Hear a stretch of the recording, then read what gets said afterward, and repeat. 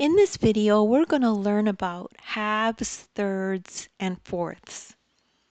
So if we have a problem like this that says, which burger shows halves? And we have two delicious burgers here. This one is cut like this, and this one is cut like this.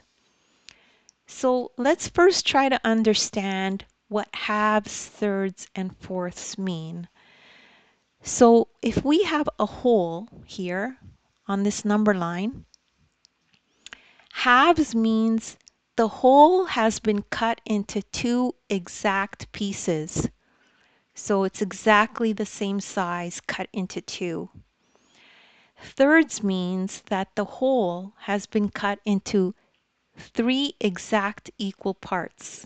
That's what thirds is. And fourths means the whole has been cut up into four exact equal parts. So if we go back to the burger, we could see that this one shows two exact equal parts. These are not equal. If I was sharing this with someone would not get a half. They would just get a very small piece, which is not very nice. So this is the one that shows halves.